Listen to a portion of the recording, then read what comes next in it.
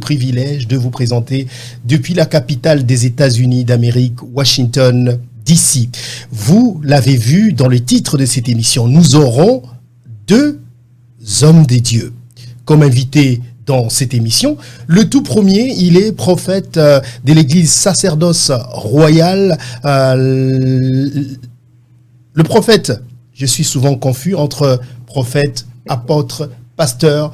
Le prophète Dodo Kamba est en direct avec nous depuis la Caroline du Nord. Il sera notre invité aujourd'hui. Avec lui, nous allons parler du rôle que les pasteurs jouent aujourd'hui en République démocratique du Congo par rapport à leur influence sur la politique chez nous. Un autre pasteur qui n'est pas des moindres, il sera notre invité aujourd'hui. Il s'agit donc de l'évêque Ejiba Yamampia.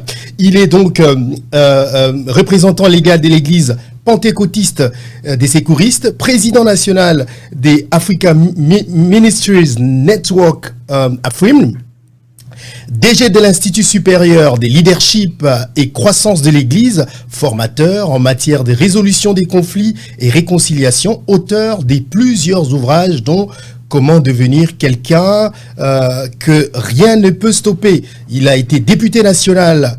Donc, il est député national honoraire de la législative 2006-2011 et il est conférencier des renommées internationales. Avec lui, nous allons parcourir l'actualité politique en République démocratique du Congo, surtout donc cette CENI dont on parle tant. Son nom a d'ailleurs été cité parmi les gens qui sont vus comme président de la prochaine CENI en République démocratique du Congo. C'est avec donc ces deux invités que nous allons passer cette émission. Et puis bien sûr, en troisième partie, je pourrai vous donner la parole pour vous exprimer par rapport à leur intervention ici ce soir. Voilà donc, mesdames et messieurs, au menu de l'émission d'aujourd'hui. Et nous allons donc commencer cette émission, bien sûr, en leur disant bonsoir avant de prendre le prophète Dodo Kamba. Nous allons d'abord le saluer. Prophète Dodo Kamba, bonsoir et merci énormément d'avoir accepté notre invitation aujourd'hui. Eh bien, bonsoir, merci en même temps. Il faut avouer que, quand vous dites prophète, apôtre, pasteur, ça vous rend confus. C'est simple. Parce que le ministre prophète, c'est l'un des ministères parmi les 5 que la Bible reconnaît. Et pasteur, c'est un dénominateur commun, il faut l'avouer. Donc, tous, en même temps, nous sommes des bergers au départ. Et c'est comme ça que vous devez vous sentir à l'aise. Il faudrait m'appeler pasteur, prophète ou encore frère Dodo. Merci beaucoup pour ça. Honnêtement, je suis très confus et merci de me mettre à l'aise. Je vais essayer de l'être. Vous êtes donc en direct avec nous depuis la Caroline du Nord, aux États-Unis d'Amérique. On va vous prendre tout à l'heure. Direction Virginie, où se trouve donc l'évêque Ejiba. Évêque, bonsoir et merci beaucoup d'être avec nous depuis la Virginie en direct. Bonsoir Marius, c'est un privilège. Je suis très honoré que je puisse être dans votre émission. Et nous vous suivrons et nous apprécions ce que vous faites. Donc nous allons passer un très bon moment. Nos téléspectateurs ne seront pas déçus. Ceux qui nous suivront sur Facebook auront de la matière et nous bénissons Dieu pour cela. Merci à vous pour votre disponibilité. Avec vous, il y a tellement à boire et à manger. On parlera de vous tout à l'heure, évêque. Revenons au prophète Kamba. Prophète, avec vous, j'aimerais beaucoup que nous puissions parler de vous, les pasteurs. Quand je dis vous, j'insiste sur vous. Le rôle que vous, pasteurs, êtes en train de jouer aujourd'hui en République démocratique du Congo. Vous drainez de foules, vous influencez les comportements des masses. On vous accuse même d'être à la base de ceux qui font que les gens au Congo ne travaillent pas. Et c'est d'ailleurs par vous qu'est passé Ronsard Malonda, dont on parlera tout à l'heure de la CENI. Il y a des choses tellement à boire et à manger. Prophète Dodo Kamba, avant de vous donner la parole, j'aimerais qu'avec vous, nous puissions regarder quelques déclarations des pasteurs, quelques pasteurs très connus à Kinshasa, sur certaines déclarations qui n'ont pas été bien acceptées dans la communauté congolaise. Le tout premier que je vais vous proposer de suivre, c'est cet élément avec le pasteur Sonny Kafuta. kaka ndenge wana bayebaka kesu bayembaka basali na nzambe maboko pamba te il faut bayekola moto amandi oyamba bato malamu ezalaki président Mobutu moto mpe oyamba bato malamu ezalaki au sommet Kimbuta soki okei ozongi okoregrete carburant na yo te tozoloba ngo solo baoyo mokonzi batambusaka moto na nzambe pamba te okozwa lipamboli. Voilà, ça c'était le tout premier. Le deuxième, qui a aussi fait couler beaucoup d'encre, c'est le pasteur Denis Lessi, qui parle de ce qu'ils font. Il a fait des révélations quand même. Je vous propose de suivre cet extrait également. Cette personne-là, c'est une personne à croire, une personne à soutenir. Tokena ba réunion. Biso ba to senga bo. Pour les logos to réussir boy. To sengi autant. Bon, ba pesi so autant. Ils ont bima. Oui, bima tendeni. To passer de les sandimi que ou les kambo makabila. Ah, on a dit matende. Ndé naza na on dit maté. Na zone dima. Que biso mo to say de vie. Bana besoin par exemple pesa na mboka. Il fallait te faire passer par un message à paix. Pour que par exemple na dialogue. Nous toutes les confessions religieuses tokena ba tout ba se retrouver pour un discours combien pour na bolo baboy autant et combien net à peu près non mais oh parce que les amis na bien soit 1200 moni réunion na présidence na répondant qui passait qui jamais les élèves moi c'est légui déjà na répondant qui est il a bon moté parce que réunion na présidence tout temps toujours que déjà 1500 2000 tickets par jour c'est déjà par jour sur le 15 jours ça là 2000 fois 15 ba 1500 donc jamais vous devez pesa biso ba 1000 voilà ils ba 1500 ba 2000 Némi le directeur du cabinet Némi biso ba to bana bochab to yebi ndenge mamango eza donc réunion to kena kuna moi ticket 2000 papa 2000 ya moke na situation to la ngo eza mbongo ebele on va s'organiser fois 15 dollars combien ouais so il y a réunion à 10 jours voilà combien 20 000 bon non seulement ça to yé ba réunion mutune to ya lobaki wana to zala ki pa ya place où ya tanga combien de boso kinoma ba pesa biso 100 000 dollars to organiser Moussala. Mais tout le monde dit moi va bloquer basal tout lui les recettes qualité. Et moi non vous allez dans stade de martyr. Eh wana ngam na gaï coordinateur ba milieu ba mbongo bima ba million. Mais ba mbongo wana confession yo sa joie na catholique na protestant na ba konde ya liloba ba tout ba passer nyonso mboko ngam na coordonner kango et puis marini mutaza coordonner ba confession nyonso na batunga na coordonner société civile na organisation. Donc mbongo bima. Kimbuta pe azali na kati gouverneur Kimbuta azali une organisation donc tous allons ba société civile tout ça mais ngam na coordonner ki réunion ana mbongo bima à peu près combien c'est Denis les on va nous bazo ba 30 000 dollars ba 50 000 à cause ba confession musu bazo ba 50 000 musu bazo ba 20 000 musu ba 30 000 ça dépend de la puissance na impact na. Alors avant de vous poser la question Pasteur Dodo Kamba, votre réaction quand vous voyez ces deux images de, je ne sais pas si je dois les appeler vos collègues ou vos confrères, pasteurs, qu'est-ce que ces images vous font? Mal, il faut l'avouer, ça me fait mal.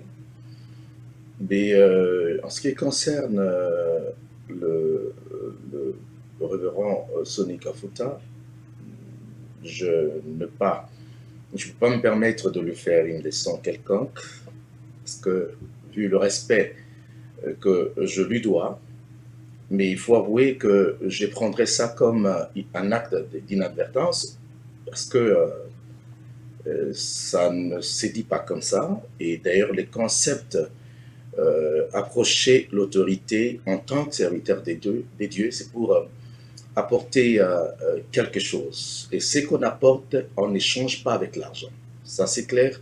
Nous avons reçu gratuitement, nous donnons également gratuitement. D'ailleurs, l'essence de l'offrande est libérale. Il y a de bienfaits qui suivent, dont on n'a pas besoin forcément de présenter une facture ou de s'attendre à quoi que ce soit au départ.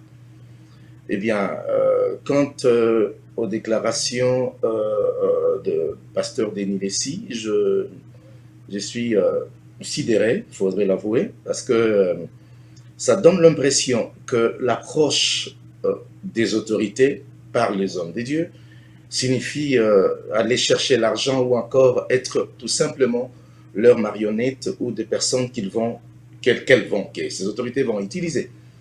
Mais je suis, comme je l'ai dit tout à l'heure, choqué et détruit même. Parce que, au fait, vu notre rang et la responsabilité que Dieu nous a donnée, l'autorité que Dieu nous a conférée, ne demande pas que nous fassions les choses de cette façon. Je pense honnêtement qu'il faudrait revoir cette façon de faire les choses. Et c'est à ma propre honte que je l'ai dit. Est-ce que vous êtes gêné, pasteur, du fait qu'ils viennent le dire en public, ou vous êtes gêné parce que ce qu'ils disent se fait ou ne se fait pas? Bon, il faut avouer une chose. Il a dit, c'est-à-dire, ça a été une pratique qui est pratiquement soutenue par la déclaration de l'évêque général des églises de réveil, le révérend Sonny Kafuta, parce que quand il dit déjà que on ne reçoit pas le serviteur de Dieu pour le retourner main réduit, c'est-à-dire, en quelque sorte, ça soutient un peu la thèse que le pasteur Denis Lessi venait de dire, que bon, voilà, il venait en donner de l'argent, mais c'est une pratique aberrante que moi, je n'accepte pas, parce que ce n'est pas... ce n'est pas anodin. Il faudrait l'avouer, parce que il y a toujours des conséquences qui en découlent après. Mais pourtant, c'est votre représentant, c'est le président, le représentant de toutes les églises de réveil dont vous faites partie.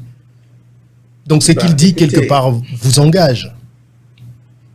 Malheureusement, je dois l'admettre, ça nous engage, mais il peut y avoir d'autres choses qui ne sont pas bien présentées, qu'il faudrait forcément à un certain moment refuser, réfuter. Il faudrait que je le dise comme ça, parce que je crois que si jamais, par respect pour l'évêque général, s'il me suit, il se souviendra qu'à une certaine année, je crois que ça doit être entre 2011 et 2012, j'ai été carrément choisi pour être le président provincial des églises des réveils dans la ville de Kinshasa.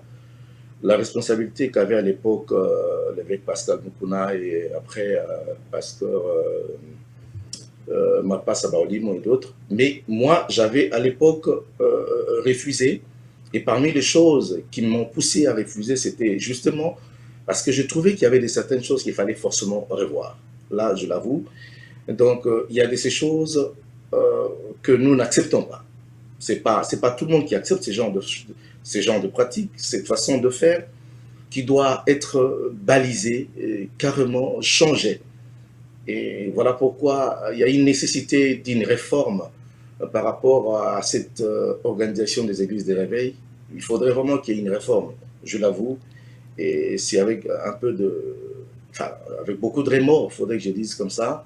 Et je me sens gêné. Donc la pratique elle-même n'est pas bonne. Donc ni la pratique, et la pratique plutôt, bon, en fait, le fait pour eux de les dire, c'est-à-dire ils n'ont annoncé que ce qui se fait, et c'est que nous désapprouvons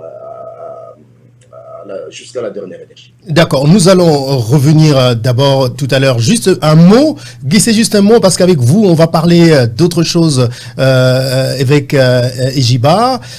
Quelle est votre réaction après avoir vu ces images de vos confrères, pasteurs? Ils ont réagi à la télévision. Je me sens moi très mal à l'aise de les répondre à la télévision. Et donc, si j'ai une réaction, je parlerai au général Sonny Kafuta, qui me connaît bien, que je connais bien, j'ai son numéro de téléphone, donc je ne choisirai pas la télévision pour lui répondre. Mais également au prophète Denis Lessi, qui a fait les déclarations qui ne l'engagent que lui-même. Et donc je me réserve de ne pas... Mais vous êtes d'accord avec moi, avec ce genre de déclarations ternies, donc votre image, vous devez prendre vous devez prendre une position. C'est quoi votre position par rapport à ces déclarations? Ma position est la suivante. Il y a un penseur que je vais citer, Dalai Lama, qui a dit que il n'y a pas de gens qui sont nés sous une mauvaise étoile, mais du moins, il y a des gens qui ne savent pas lire leur ciel ou leur signe de temps, qui veut dire que quelqu'un peut agir sur la place publique, cela l'engage lui, et moi, je sais lire mon ciel, je sais lire mon temps, je sais lire mes actions, et donc je préférerais rester moi et ne pas tellement être un réactionnaire, mais être un actionnaire. Je pose les actes, je ne peux pas me mettre sur la toile de la télévision ni pour me plaindre. Du reste, dans le leadership, nous enseignons que le leader ne se plaint jamais. Le leader, lui, donne la direction aux gens afin qu'ils suivent un certain modèle. Voilà ma réponse. Alors, je rappelle que vous, à la différence du prophète Dodo Kamba, vous êtes politique en même temps, on le sent dans vos réponses. Et d'ailleurs, de ça qu'on parlera tout à l'heure avec vous, il y a tellement à boire et à manger. Alors, prophète Dodo, quand on voit ces réactions justement des hommes des dieux qui ne sont pas les moindres, c'est des gens comme vous qui drainent des milliers des gens. Beaucoup de gens aujourd'hui se plaignent par rapport à justement cette image que vous véhiculez, les pasteurs, cette image de vous où vous faites passer les gens des journées à l'église sans qu'ils aillent travailler, vous demandez des dîmes, vous endormez, voilà, tout se résume dans vous endormez le peuple, et selon les déclarations des autres pasteurs, vous êtes aussi utilisé par les politiques pour influencer vos fidèles. Autant de choses qu'on dit sur vous, je vous connais, prophète Dodo Kamba. Qu'est-ce que vous pouvez nous dire par rapport à cette image justement que nous avons de vous? Bien, l'image, c'est ce que beaucoup de gens ont vendu, qui malheureusement n'est pas bonne, mais je vous avoue que nous ne travaillons pas tous dans cette optique de pouvoir endormir le peuple ou encore de les égarer quant à leur voix, mais nous sommes appelés à orienter les gens dans le bon sens. C'est-à-dire qu'il faut avouer que le travail pastoral dans notre pays, c'est un travail psychologique en même temps. Nous jouons un rôle très important. Déjà, dorénavant, on est des partenaires de l'État par rapport à ce que nous apportons quant à la moralité, mais nous ne sommes pas appelés à être des envoyés ou encore des pions que les politiciens vont utiliser. Je suis désolé. D'ailleurs, lors de mes conférences, que j'ai eu à tenir plusieurs conférences au pays au sujet, autour des hommes des dieux, c'est ce que j'ai toujours dit et je déplore cette façon de faire. Comme a dit mon aîné, pour qui j'ai beaucoup de respect, et l'évêque Jiba Mabia, il faut admettre que c'est lui qui dit de certaines choses, ça n'engage que lui. Malheureusement, il y en a qui disent, qui engagent carrément tout le monde dans cette pratique. Je vous l'avoue que ça n'a jamais été la pratique de tout le monde. Et quand vous parlez des dîmes et des offrandes, nous ne sommes pas les seuls pays qui présentent l'évangile. Hein? On a comme l'impression que on fait des choses qui sont fabriquées, montées de nous-mêmes. Je suis aux États-Unis, vous l'êtes. Vous savez que les grandes églises enseignent, ça dépend de la formation théologique que vous avez, mais payer la dîme ou encore donner ses offrandes sont des pratiques normales qui existent dans notre façon de faire, dans notre liturgie. Ce qui est biblique, je ne vais pas rentrer dedans, mais il faut avouer qu'il y a des dérapages. Quant à ça, il y a d'autres personnes qui font le mauvais travail de pouvoir, n'est-ce pas, voler ou encore dépouiller d'autres personnes, ce qui n'est pas le cas pour ceux qui remplissent leur mission par rapport à ce qu'ils sont appelés à faire. Mais quant au reste, c'est comme ça que je dis, quand je parle de la réforme dans la pratique, c'est pour qu'à un certain moment, que certaines choses soient revues. Il faut avouer qu'il y a plusieurs plateformes qui sont nées après beaucoup de critiques qu'on émet sur les églises de réveil.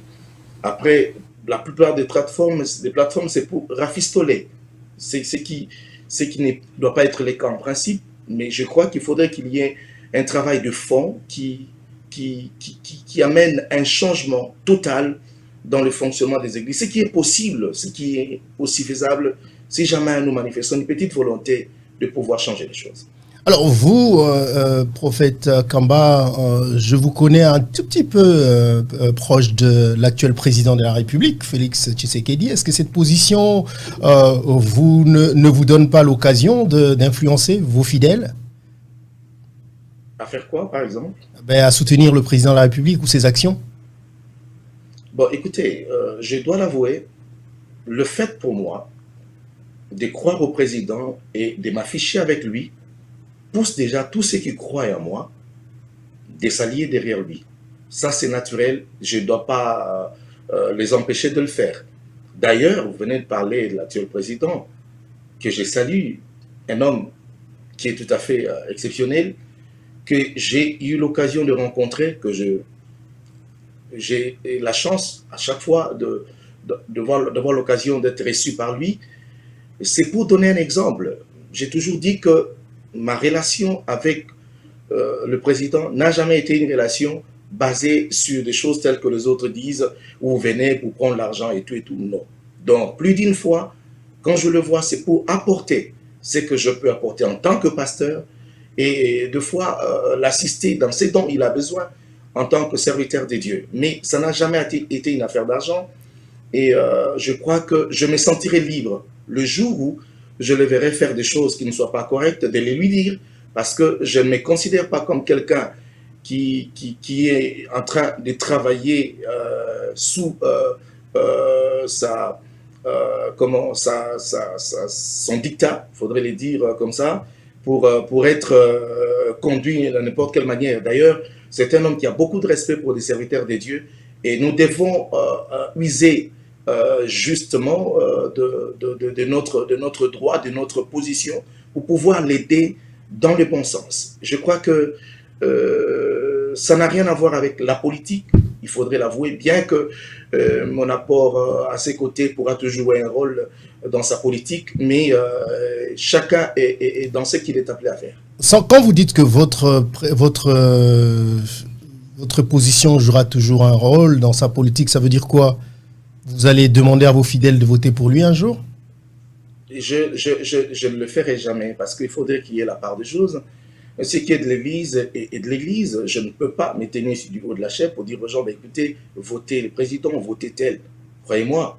Mais il faudrait lui dire que le fait pour moi de continuer à croire en lui, ceux qui croient en moi, c'est naturel qu'ils puissent s'allier derrière lui. Ça, je dois l'avouer, sincèrement. Et aussi longtemps que cela peut se faire, je ne vois pas l'inconvénient. Okay. Mais vous ne recevez pas d'argent de la part du président de la République, comme l'ont dit les pasteurs qui sont passés, et que voilà. Est-ce que vous pensez aussi, comme ils le disent, qu'ils ne partagent pas? Non, il ne faut pas dire comme ça. Mais c'est ce qu'ils ont dit. C'est ce qu'ils ont dit. Désolé. Je suis désolé. Je vous avoue que le président de la République, avant qu'il ne devienne président, à plus d'une fois, il a sorti de son argent pour amener à l'église chez nous. À plus d'une fois. C'est-à-dire, c'est un homme qui partage. De nature, c'est un homme qui partage. C'est un homme de bien. Là, en tout cas, je le dis avec mon cœur, je dois être honnête. C'est un homme qui partage. Mais quant à une philosophie, j'ai dit aujourd'hui, j'avoue que j'ai peut-être la chance de rencontrer un homme qui est aux affaires, le président qui a une philosophie telle que rencontrer un homme de Dieu n'est pas synonyme de l'utiliser en lui donnant de l'argent, va faire ceci, va faire ça. Ce n'est pas sa philosophie en lui. En tout cas, croyez-moi, quand on se rencontre, c'est sur des valeurs. Je suis très, très content de... Et à vous, il ne donne pas l'argent. Façon de voir les choses. Non, mais parce que ce n'est pas dans sa philosophie. Parce que d'abord, notre rencontre n'est pas synonyme de... Est-ce que vous recevez de l'argent de lui ou pas? Non, je ne reçois pas de l'argent de lui dans le sens... Je ne peux pas dire ici que dans ma relation avec lui, il n'y a pas à faire d'argent, je vous l'avoue. Et dans tout ce que j'ai déjà fait à l'église ou programme ou quoi, depuis qu'il est président, ça n'a jamais été l'affaire où je pars prendre un seul dollar chez lui. Je l'avoue, ça n'a jamais eu lieu. Mais je parle très bien avec lui. Et je crois à cette façon de faire. Cela veut dire, le jour où il aura besoin, n'est-ce pas, de faire du bien à l'œuvre de Dieu, chez nous ou ailleurs. Il fréquente beaucoup de pasteurs, il faut l'avouer. D'ailleurs, je ne suis pas son pasteur de son église, je le connais comme tel. Mais les jours où il aura besoin, en tant que chrétien, il sait où le faire et comment le faire. Il peut acheter un micro, il peut acheter deux chaises, il peut acheter ceci pour l'église. Ce serait son offrande à ce moment-là, qui ne va pas influencer, n'est-ce pas, ma conscience pour dire que voilà, ça prend la forme d'une corruption. C'est comme ça que lui voit les choses. Lui voit les choses de cette façon. Et je suis content de le voir les choses de cette façon-là. Et j'apprécie cette façon à sa juste valeur. Donc pour moi, je l'avoue, je ne me suis jamais déplacé à aller chez lui pour aller demander de l'argent pour quoi que ce soit. Il ne m'a jamais appelé pour me dire, ben voilà, il y a tel programme, prends de l'argent, fais ça. Ça n'a jamais eu lieu. Et je pense que ça n'aura jamais lieu. Je l'avoue et je le dis. Donc je ne reçois pas de l'argent chez lui comme ça. Et je ne reçois pas. D'accord. Pasteur Kamba, on va revenir à vous tout à l'heure. Nous allons peut-être prendre le temps maintenant de parler avec un autre invité qui est aussi un homme des dieux. On va essayer de parler politique. Vous pouvez aussi réagir tout à l'heure par rapport à ce qu'il aura à dire. Merci, restez avec nous pour la suite. Oui, vous vouliez dire quelque chose? Absolument. Allez-y, allez-y. Mon évêque, je suis très content. C'était un honneur pour moi d'être sur ce plateau avec l'évêque Ejiba. Et je dis merci pour son intervention de tout à l'heure. Et je suis très content de le suivre encore. Merci beaucoup. À tout à l'heure. À tout à l'heure. Peut avoir des réactions également par rapport à tout ça. Je crois que ce serait toujours une très bonne chose. D'accord, on attendra sûrement vos réactions tout à l'heure parce que c'est vous les pasteurs, c'est vous qui devez nous donner un représentant à la CENI. Quand je dis pasteur, je dis en général, comme vous en avez donné l'occasion tout à l'heure, mais on n'arrive pas. Et finalement, voilà, Malonda, et puis on veut pas, et puis quoi encore? On a eu l'abbé Malumalu, on a eu Ngoïmoulunda. Aujourd'hui, il y a des noms qui circulent. Et parmi les noms qui circulent, il y a le nom de l'évêque Ejiba Yamampia pour remplacer Corneille Nangaa. C'est votre nom qui circule, notamment, évêque. On va bondir justement par là. Est-ce que vous pouvez parce que nous avons entendu le pasteur Sonny Kafuta en parler, votre nom a été cité. Est-ce que ça vous intéresse, vous, de conduire cette CENI si jamais vous veniez à être choisi?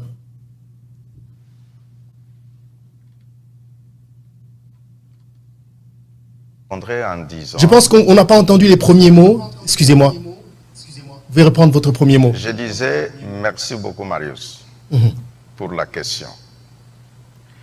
Et donc, par rapport à savoir si je veux ou si je souhaiterais le devenir pour chapeauter la CENI, je réponds par l'affirmatif. Par le simple fait que ce que le général Sonny a dit, ce n'était pas un fait du hasard, c'est parce qu'une candidature a été bel et bien déposée. Donc si ceux qui siègent, ceux qui tamisent, parce que j'ai été reçu même en interview pour que je dise qu'est-ce que je pense, qu'est-ce que je ferais si jamais j'étais le candidat ou la personne choisie. Et j'avais dit aux évêques qui m'avaient reçu à son temps dans la commission de ce qu'on appelle CIME, donc je vais dire oui, nous pouvons apporter quelque chose, nous avons les capacités intellectuelles, nous avons des capacités physiques et encore les capacités d'intégrité morale qui puissent permettre que nous apportions notre pierre d'édification pour la grande nation, la RD Congo. Alors, on va essayer, évêque, avant de continuer avec ça, on va vous soumettre à cet exercice, justement. Il y a des Congolais, des milliers à travers le monde qui vont vous suivre. Que feriez-vous si aujourd'hui vous êtes choisi de présider la CENI en République démocratique du Congo? Oui, la CENI est d'abord définie comme une institution d'appui à la démocratie. En parlant d'institution d'appui à la démocratie, nous disons là qu'il y a les principes démocratiques qui doivent prévaloir. Quand on parle du président de la CENI, pourquoi on avait préféré que l'on puisse se référer aux églises? L'objectif, c'est la moralité. L'objectif, c'est l'intégrité. Donc, on se disait qu'une personne qui, moralement ou sur le plan de l'éthique, peut être une référence, ça peut rendre un service à la nation. Donc, pour dire que quand il y a une institution, il y a des lois qui régissent cette institution-là. Donc, si jamais je suis appelé à le devenir, les lois, ce n'est pas moi qui ferai mes lois. Non, il y a des lois qui proviennent des législateurs. Et quand les législateurs auront mis ces éléments-là en place, et la commission, comme on dit, électorale, pourra se référer à la législation, la pratiquer pour le bien de la population, et en misant sur l'intégrité morale de ces animateurs. Donc si les gens peuvent compter sur nous, nous en avons l'expertise, c'est vrai, nous avons la moralité, c'est vrai, et nous avons les capacités physiques adéquates à pouvoir circuler les 26 provinces de la République démocratique du Congo et à pouvoir... Ouais. Quelles sont vos expertises en matière électorale? Non, en matière électorale, je n'ai pas une expertise parce que ce n'est même pas une condition non plus. Pour devenir le président de la CENI, il y a les éléments. Parce que, vous savez, il y a des conditions que les gens exigent juste pour éliminer parce qu'on a une idée préconçue. Donc, le président de la CENI, si je vais de ceux qui se sont passés dans les différentes commissions depuis la CEI, c'est vrai, monsieur l'abbé Apollinaire avait une expertise en matière électorale et reconnue. Ça, personne ne peut en douter, ni moi non plus. Le révérend l'évêque Ngoï Mulunda, oui, lui, avait de la matière dans le domaine de la paix. Et ça c'est reconnu, il siégeait à CETA, à Nairobi, et ainsi de suite. Mais en matière électorale, il n'avait pas une expertise spéciale. Et Corneille Nanga, bon, il était lui-même de la CENI, et donc je ne sais pas si avant d'arriver à la CENI, il avait déjà une expertise spéciale dans ce domaine-là. Pour dire que quant à ma personne, j'ai une expertise en matière de leadership, j'ai une expertise en matière de résolution de conflits et réconciliation. Et donc, par rapport à ces éléments-là, avoir été moi-même député national, j'ai participé à l'élaboration de certaines lois. Cela signifie que j'ai des connaissances sur la question électorale. Voilà ce que je peux dire pour l'instant, parce que je ne peux pas me prévaloir des choses que je ne saurais pas prouver, notamment l'expertise spéciale en matière électorale. Alors, les passages des deux pasteurs avant vous, notamment le pasteur Malou Malou, l'abbé Malou Malou, et le pasteur Ngoï Mulunda, ont fait l'objet de ces élections qui étaient très contestées en République démocratique du Congo. Pourquoi devrions-nous encore avoir un autre pasteur? Oui, c'est ici que je peux emboîter les pas que disait tout à l'heure le prophète Dodo Kamba sur le pasteur qui doit éviter d'être un instrument de politicien. Qui veut dire, quand le pasteur est en mesure de conserver son indépendance d'esprit, même si il accepte de collaborer avec un tel homme politique, à ce moment-là, ça peut apporter un changement. Les autres pasteurs dont vous venez de faire mention, je ne peux pas non plus les juger sur les plateaux de la télévision, mais tout ce que je peux dire, parfois, ils peuvent avoir été victimes des prises d'otages de politiciens. Parce qu'il y a des moments que dans le leadership, l'on enseigne que quand la vision n'a pas été clairement communiquée, les moyens et les stratégies pour la réalisation de cette vision peuvent être là, mais ça va poser un problème. Qui veut dire quoi? Que quand on choisit quelqu'un comme président de la CENI, il y a la vision, et quand la vision est bien clairement définie, dessinée, les moyens et les stratégies pourront suivre. Mais quand il y a seulement les stratégies sans vision, à ce moment-là, ça pose des problèmes. Voilà ce que je peux dire sur ce point, sans jeter la pierre sur l'un ni sur l'autre. Alors, je l'ai dit tout à l'heure, on a affaire à un homme politique. Vous savez comment répondre à des questions. J'ai juste une question avant de poser la vraie question. Vous êtes de quelle province? Je suis... originaire de quelle province? Je suis originaire de la province de la Lomami. Bon, ramenez-moi un tout petit peu en arrière. À Kananga. Vous êtes du Kasaï. Vous êtes...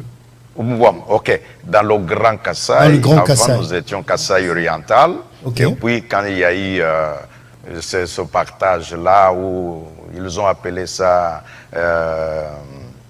décentralisation, et on a créé la province de la Lomami, et donc je suis du Kasaï, je l'accepte. D'accord, donc vous êtes de la même province que le président de la République, et certaines personnes pensent, je pense que c'est parmi les critères, à moins que je me trompe, que le président de la CENI ne peut pas être de la même province que le président de la République.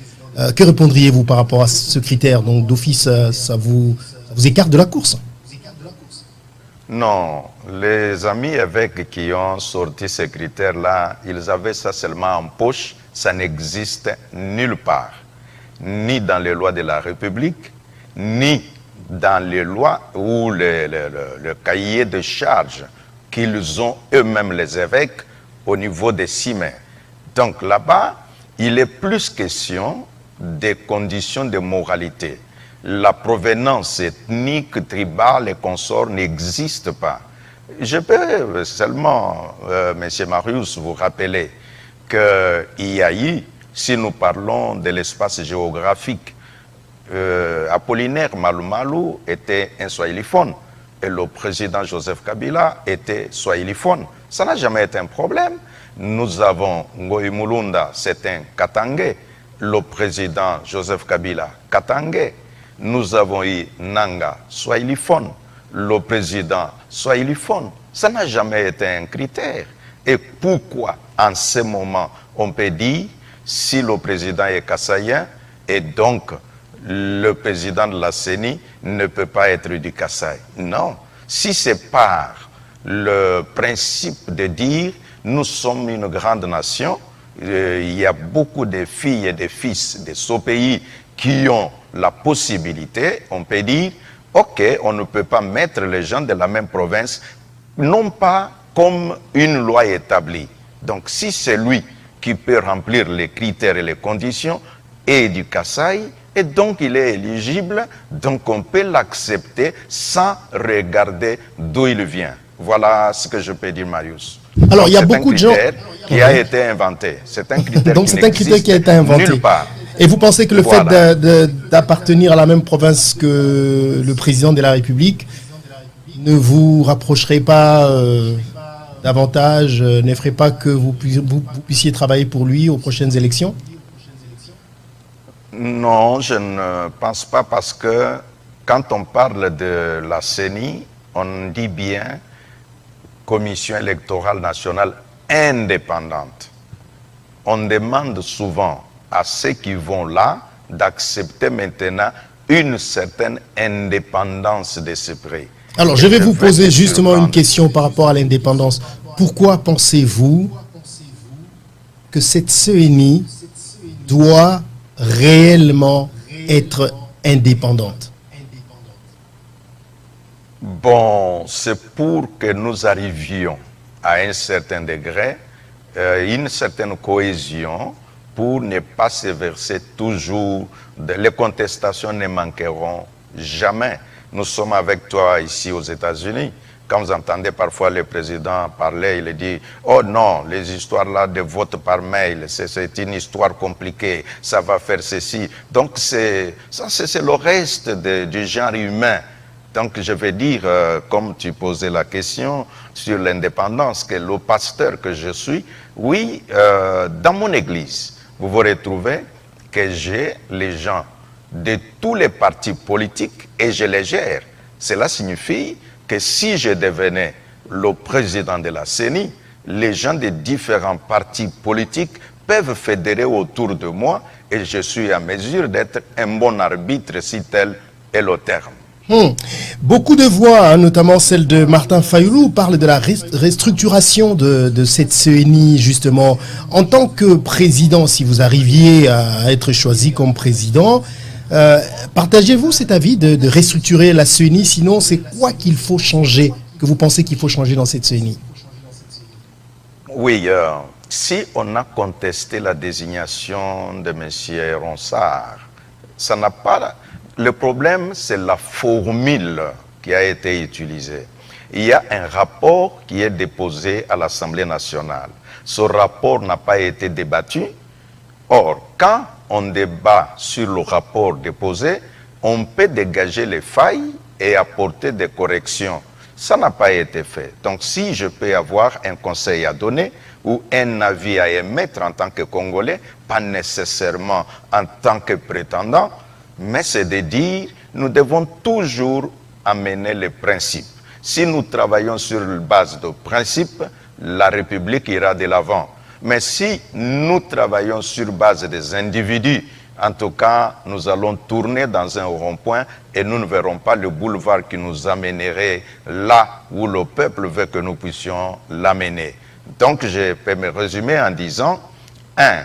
Traiter le rapport qui existe à l'Assemblée nationale, dégager les failles, les corriger, et puis, si la loi électorale existante présente quelques failles, corriger ce qu'il y a à corriger, ça fera que nous avons la loi électorale. Je sais, ceux qui me suivent peuvent dire, mais évêque, tu as oublié que la loi électorale, il y a la CENI qui doit revenir sur le problème de repartage des sièges et consorts. Oui, oui, ça c'est une manche qui arrive après. Je connais un peu de ces choses, pas le tout, mais je vais seulement donner le conseil en disant, traitons le rapport, dégageons les failles, corrigeons ces failles-là et passons maintenant aux animateurs. Donc ce n'est pas aujourd'hui qu'on peut parler des animateurs si on n'a pas débattu de la question liée au rapport, dégager les failles, les corriger et puis se mettre dans un consensus. Alors, beaucoup de gens qui ont manifesté dernièrement contre Ronsard Malonda lui reprochent notamment le fait d'avoir fait partie de l'ancienne équipe. Partagez-vous cet avis que quelqu'un qui a travaillé avec Corneille Nangaa dans un poste aussi influent que celui de Ronsard Malonda ne peut pas devenir président de la CENI? Bon, le fait d'avoir travaillé, voilà un peu ma conception des choses. Ronsard est un Congolais comme les autres. Et donc, quand on dit que le président de la CENI doit provenir des confessions religieuses, bon, dans son cas précis, il semble qu'aucune confession religieuse ne s'est portée garant de dire il est le nôtre et nous apportons sa candidature. Et automatiquement, sa candidature n'avait pas raison d'exister. La deuxième chose, de dire le fait d'avoir été à la CENI, automatiquement, mais il n'y a pas ce critère-là. Moi, j'en appelle aux leaders que nous puissions être les hommes des textes et respecter les textes. Dans les textes existants, on n'a dit nulle part que celui qui a été à la CENI est écarté d'office comme candidat. Non, non. Celui qui donne un avis, il peut dire, voilà, parce qu'il a été, bon, c'est son opinion, mais ça ne se trouve pas dans les critères. Et donc on doit dire au peuple les choses telles qu'elle se présente, que voici les critères, ce monsieur n'a pas rempli tel critère, et voilà pourquoi nous l'écartons. Et ici, pour Ronsard, les gens ont justifié que c'est juste son CV. Mais dans son CV, qu'est-ce qu'il y avait que les autres n'ont pas? Oh, parce qu'il a montré une grande technicité à la CENI. Mais non, c'est aussi biaisé le débat, dans ce sens que la technicité, tout s'apprend. Il y a un penseur qui a dit, là où il y a volonté, il y a moyen. Mais là où il n'y a pas de volonté, ce sont les perdants qui ne trouveront que des excuses. Non, nous devons éviter de trouver des excuses là où ce n'est pas nécessaire. Manifestons la volonté de construire la nation congolaise. Et là, nous établirons des principes et sur base des principes, nous marcherons et cela nous permettra d'amener le peuple congolais là où il souhaite arriver.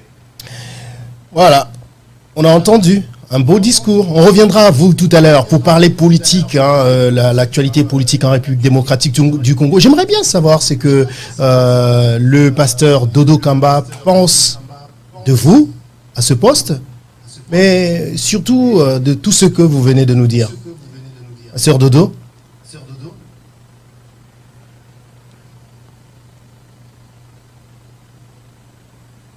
Allô? Je pense qu'on n'a pas entendu les premiers mots, désolé. Donc je disais, c'est avec joie d'entendre le discours de l'évêque Djiba. Pour moi, personnellement, j'estime que c'est un homme de valeur et il peut bien remplir ce rôle. Je l'estime, bien entendu. Et aussi, ça complète encore ce que j'étais en train de dire tout à l'heure, parce que, en fait, avec tout ce qu'on dit des pasteurs, c'est comme si ce sont des bons à rien qui n'attendent que percevoir des autres, alors que les pasteurs ont des vertus. Entre autres, ils sont à mesure de bien faire le travail. Il y en a qui le font, et bien, il y a beaucoup de vertus dans le pasteur. Donc, entre autres, j'apprécie cette valeur. Pardon, vous pouvez parler, pardon. D'accord. Donc, j'apprécie, comme je le dis, Désolé. à sa juste valeur, Ouais. à sa juste valeur, la qualité de la candidature de l'évêque Djiba. Donc, je pense que c'est un homme qui convient. Jusque-là, en tout cas, si je peux émettre mon avis, je n'hésiterai pas à le dire.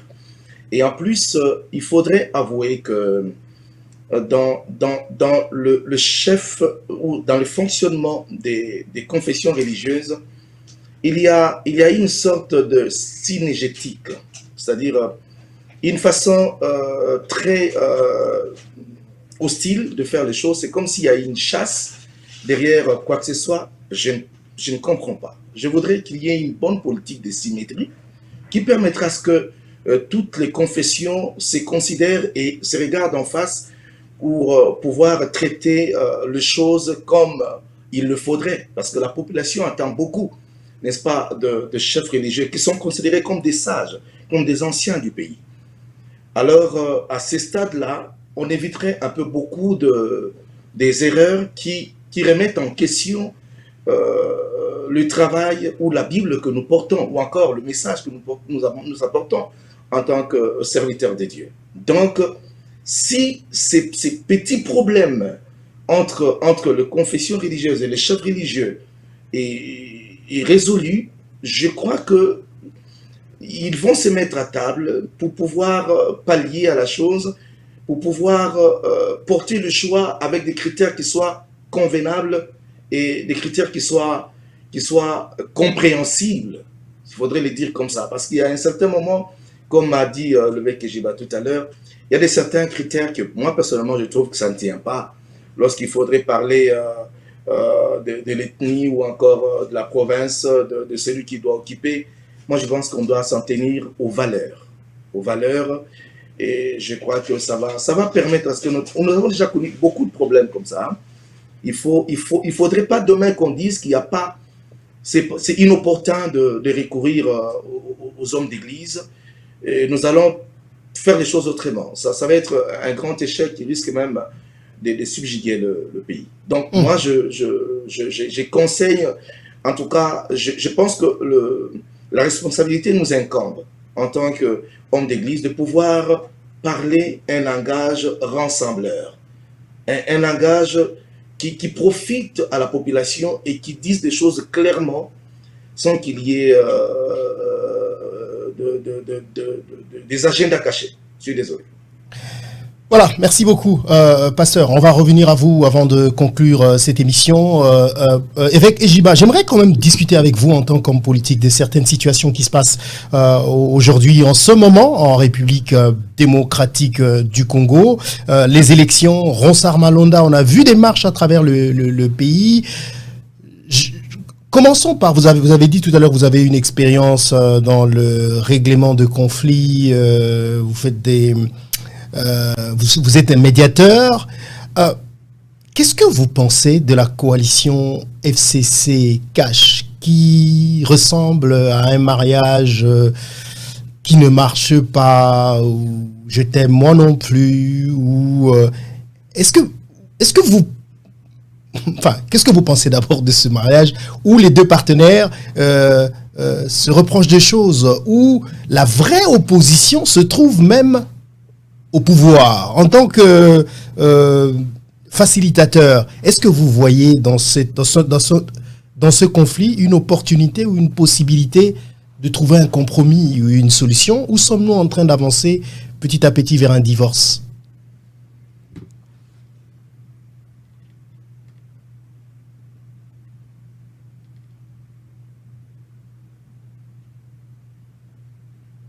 Comme d'église, nous avons, comme disait tout à l'heure le révérend Dodo, que les pasteurs, nous avons notre façon de faire les choses et de voir les choses, qui signifie, nous recevons dans les églises deux types de mariés. Il y a les fiancés qui ont besoin du conseil du pasteur pour savoir s'ils peuvent aller au mariage. Et il y a les gens qui sont déjà mariés où on ne sait pas, et le pasteur doit les encadrer tels qu'ils sont. Dans ces deux cas de figure, FCC Cash, c'est dans le deuxième cas. C'est-à-dire, ils sont déjà mariés et nous, comme pasteurs ou comme facilitateurs, comme les gens ayant une pensée sur la résolution des conflits, qu'est-ce que nous pouvons leur dire? Notre pensée, c'est, nous l'avions applaudi. Tous les Congolais ont dit, nous sommes contents, un président entre et un autre lui cède les bâtons. Nous avons vu dans les premiers jours, voilà, il se concerte, ainsi de suite.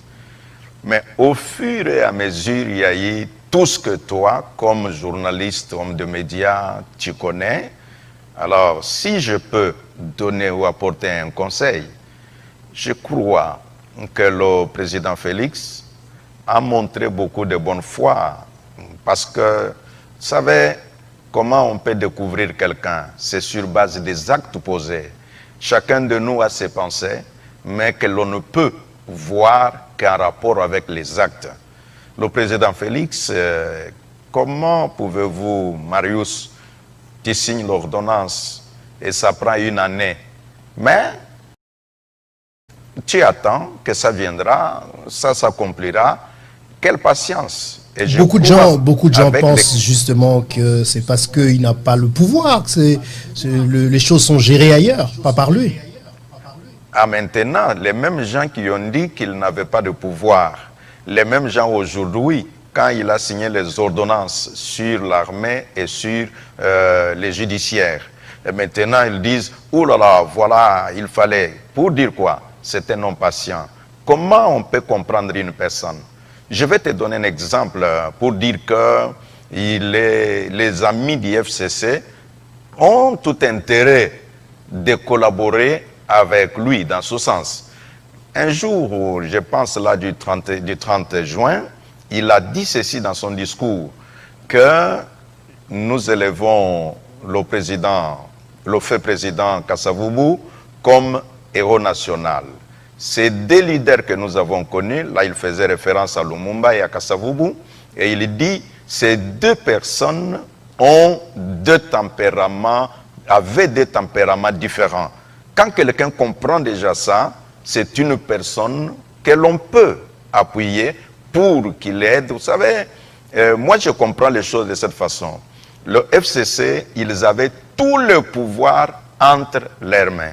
Mais maintenant, il se retrouve que peut-être celui qui signait l'ordonnance, ce n'est plus lui, c'est une autre personne qui signe l'ordonnance. Humainement parlant, nous devons le comprendre. Et nous, comme chrétiens, comme pasteurs, nous ne pouvons que prier qu'ils comprennent, qu'ils voient l'intérêt du peuple. Et si j'ai un conseil à donner, c'est de dire, quand tu connais ce que tu veux, le sacrifice devient un plaisir. Ça, c'est mon principe cher.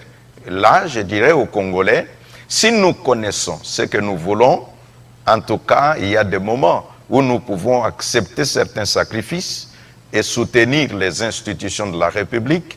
Et parmi les institutions, Marius, le peuple congolais doit comprendre, une seule institution est représentée par un individu. Félix est une institution, lui comme individu. Tandis que les autres institutions, c'est un groupe. Exemple, le Parlement, ce sont plusieurs personnes qui se retrouvent en une institution. Le gouvernement, c'est plusieurs personnes qui se retrouvent en une institution. Mais tandis que Félix est lui, comme personne, elle est déjà une institution. Et les gens doivent comprendre qu'il incarne. C'est pourquoi la Constitution dit que le président de la République, en tant qu'institution, mais quand les autres disent, oh, la présidence, non, non, c'est le président qui est. Parce que si on dit la présidence, c'est comme qui dirait, le directeur de cabinet, il a... Non, d'accord. Oui. D'accord, il y a une question qui me vient en tête, parce que si vous êtes appelé à gérer la CENI, vous allez gérer tout le monde. Qu'est-ce que vous pensez de Martin Fayoulou, de sa lutte notamment pour la vérité des urnes? La vérité des urnes, ce n'est pas quand moi je dors chez moi à la maison, je dis j'ai été. Non, non. C'est ce que nous enseignons même chez les pasteurs. Tu ne peux pas te réveiller chez toi à la maison, Dieu m'a appelé, ça s'arrête là. Non, il faut que les autres approuvent ton ministère. Donc, dans le cas de Martin, c'est quelqu'un que je connais et je le salue en passant. Comme il n'a pas été proclamé par la CENI, qui est une institution d'appui à la démocratie, comme il n'a pas été accepté par la Cour constitutionnelle, qui valide tout ce qui s'est fait, tout ce que je peux dire, c'est de dire, ok, les choses se sont passées telles, la CENI ne m'a pas reconnu, la Cour constitutionnelle non plus, et donc je me prépare en tant qu'homme politique, je me recharge pour voir comment je vais affronter 2023. Voilà le message que je peux Qu'est-ce que vous pensez de la personne et de sa lutte pour la vérité des urnes? Bon, c'est un homme libre. Chacun peut se réveiller et dire, bon, c'est comme moi je suis évêque. Je peux te dire, Marius, en tout cas, je mène un combat pour la liberté de tous les pasteurs, que les pasteurs fassent ce qu'ils veulent. C'est moi qui ai créé ma lutte, et qu'est-ce que quelqu'un d'autre dira? De la même manière, Martin a sa lutte, qu'est-ce que moi je peux dire?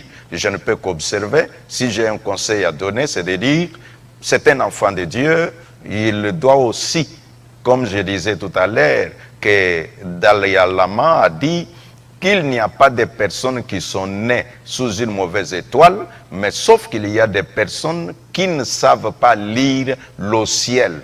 Et donc, je peux lui dire, en tout cas, Martin, le ciel indique autre chose. Le ciel indique qu'il y a quelqu'un qui est assis déjà sur cette chaise-là. Alors, tu peux armer ta lutte d'une certaine manière. Ton temps et ton ciel viendra. Merci. Autre question avant de finir avec vous, hein, c'est aussi une question politique. Moi, personnellement, j'ai l'impression que ça sent mauvais au Katanga. Après ce qu'on voit, des tueries ici et là, des des évasions de prisonniers, d'un ancien chef rebelle. Ça sent très mauvais au Katanga. Quelle est votre lecture de ce qui se passe au Katanga aujourd'hui? Est-ce que vous pensez que le Katanga peut à nouveau, enfin, je parle du Grand Katanga, arriver à faire une sécession comme avant, ou vous pensez qu'il y a une raison pour laquelle ce qui se passe aujourd'hui au Katanga se passe? Bon, pour l'instant, nous ne parlons pas seulement du Katanga, nous devons toujours voir la République démocratique du Congo en général. Il y a toujours des personnes, parfois animées de sentiments de tribalisme. Alors, la solution, ce n'est pas de stigmatiser ces personnes-là, c'est d'établir des principes. Et quels principes pour l'instant?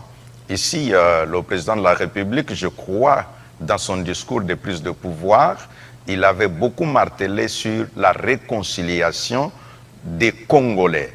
Et là, nous disons que toutes ces choses, c'est comme une interpellation en disant où en sommes-nous avec l'objectif de la réconciliation des Congolais entre eux. C'est vrai, lui comme une seule personne ne peut pas tout faire. C'est là qu'il peut recourir à d'autres expertises, des personnes qui peuvent avoir aussi de la matière dans les domaines de la réconciliation. C'est là que nous disons que les pasteurs, que la population ne jette pas seulement des pierres sur les pasteurs. Les pasteurs font un très grand travail dans notre pays, que si n'était pas leur travail, le travail des pasteurs, il y aurait eu davantage de foyers de tension. Et nous disons là que la solution pour ce qui se passe au Katanga, ou peut-être ce qui se passerait dans d'autres coins de la République dont on ne parle pas, c'est mettre l'accent sur la réconciliation nationale. Et si les gens qui ont un message adapté en matière de réconciliation, quand je parle de réconciliation, vous pouvez dire, mais parfois les ministres de l'Intérieur se déplacent, parfois le gouverneur se déplace. Non, et ont le pouvoir étatique. C'est-à-dire, à leur présence, c'est juste un peu de la domination qui s'impose. Dès qu'ils partent, les choses redeviennent comme avant. Mais il y a des gens qui peuvent parler au cœur. Parce que le tribalisme ne se trouve pas sur la peau, ça se trouve dans le cœur de l'homme. Et quand le message de réconciliation est donné par des personnes attitrées, par des personnes qui peuvent se retrouver avec les uns et les autres, les mettre ensemble, c'est là le rôle des pasteurs, c'est là le rôle de l'Église que nous disons. Là, bon, s'il y a des pasteurs, parce que tu peux me dire, mais pasteur, il y a parmi vous aussi des pasteurs qui réfléchissent tribalisme. Bon, là, eux-mêmes s'écartent de la course pour être de bons réconciliateurs. Mais tandis que les Congolais, il y a des fils dignes du Congo qui peuvent mettre les différentes tribus, les différentes ethnies ensemble avec un message d'acceptation des uns et des autres, et le Congo sera très fort. Voilà, nous allons finir avec vous deux. Aujourd'hui, retour vers le pasteur Dodo Kamba pour terminer. On va revenir à vous tout à l'heure pour conclure. Pasteur Dodo Kamba, on va conclure avec vous sur ce qu'on disait tout à l'heure. Alors, quel message avez-vous à lancer à tous les Congolais, justement, qui suivent de très près ce que les pasteurs disent, et certaines déclarations que certains pasteurs font détournent justement beaucoup de vos fidèles. Enfin, à la fin, on n'y croit pas parce que vous êtes des modèles pour notre société. Est-ce que vous avez un message particulier à donner par rapport à tout ce que nous avons vu ces derniers jours ?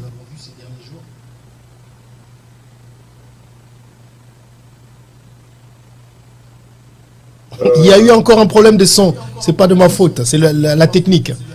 Allez-y, voilà. On vous entend. Donc, je demanderai à tous ceux qui me suivent de prendre cet exemple.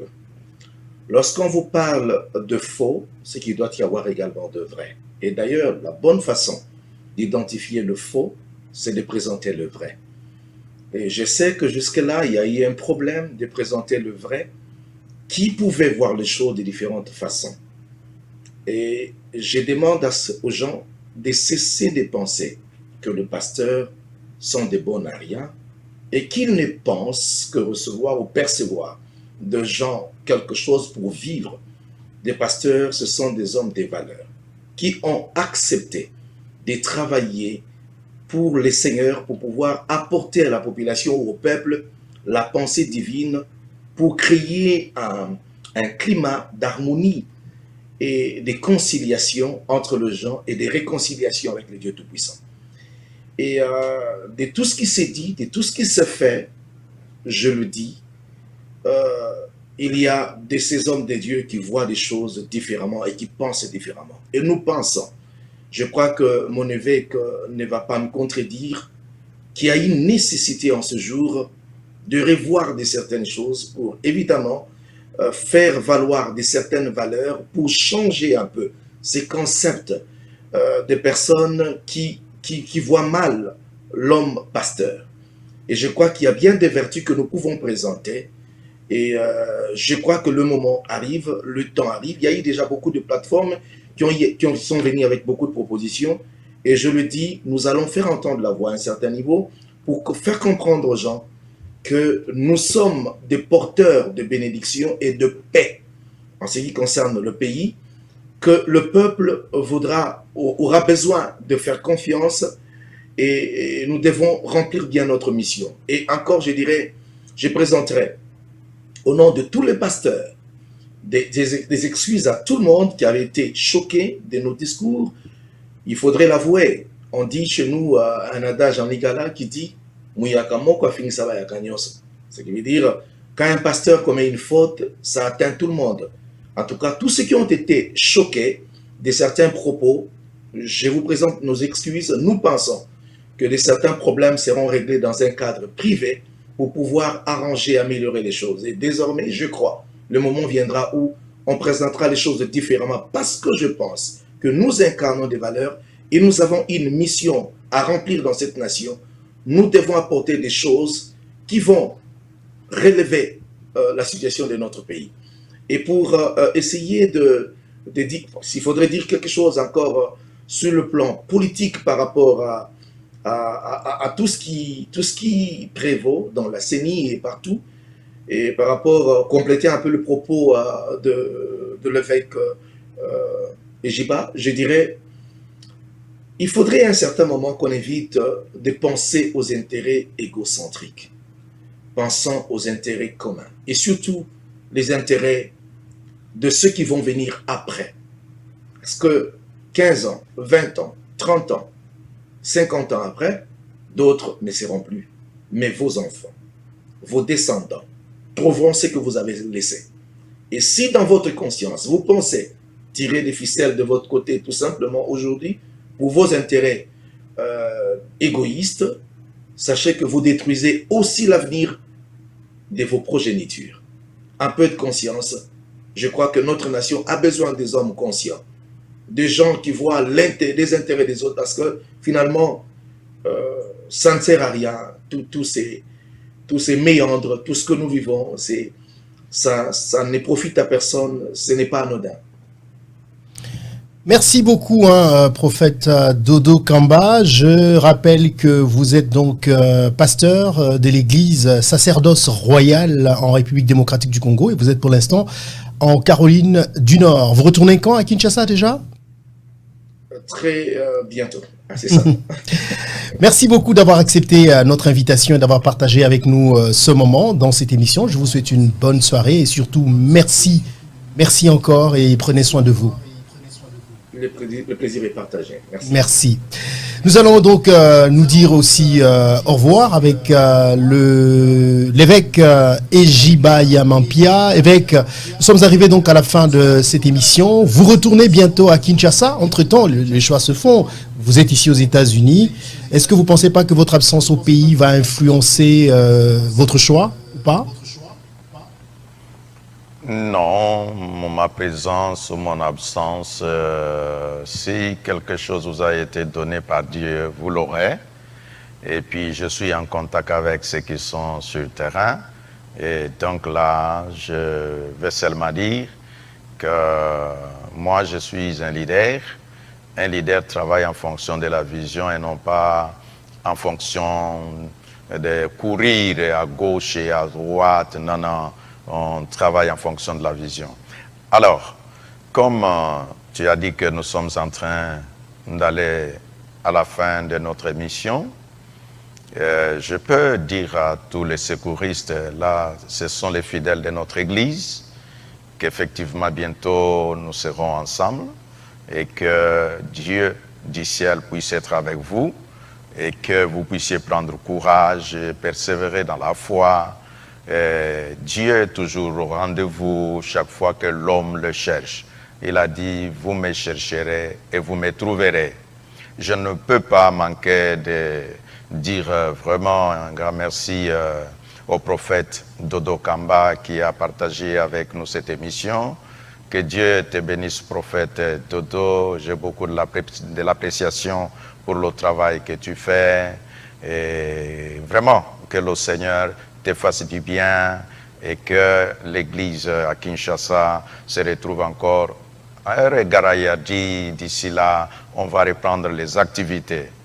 Comme nous avons parlé de la politique en République démocratique du Congo, ici, je peux saluer les efforts que fournissent le président de la République, notamment la résolution de ce conflit entre la Zambie et la RDC. Il semble que la SADC a pris position afin que les forces zambiennes qui sont là puissent retourner chez elles. Alors nous bénissons le Seigneur pour ça. Et aux autres dirigeants de la République, nous disons, regardons tous les Congos, regardons les Congolais. Et ne voyons pas seulement ce que nous aurons, demandons-nous aussi qu'est-ce que le peuple aura dans toutes ces querelles, dans tous ces blocages, dans toutes ces intrigues par-ci, intrigues par-là. Et donc nous disons là que Dieu aime le Congo, que Dieu aime les Congolais. Peuple congolais, en tout cas, ne baissons pas les bras. Redressons toujours le front comme l'hymne national le dit, soyons courageux. Là où les gagnants voient les moyens, les perdants voient les excuses. Et je vais dire à tous ceux qui gouvernent, voyons les possibilités que le Congo possède, qui puissent nous amener à gagner. Ne regardons pas les excuses qui nous amèneront toujours à des pertes inutiles, pertes en matériel, pertes en vies humaines. Et à toi-même, Marius, que Dieu bénisse ton émission. Marius, Merci. chez nous. Ok, j'ai été chez toi. Que Dieu soit avec toi. Et alors que tous nos téléspectateurs reçoivent la grâce et la bénédiction au nom de Jésus-Christ. Merci énormément, évêque, à vous. Merci beaucoup d'avoir accepté de répondre à toutes nos questions.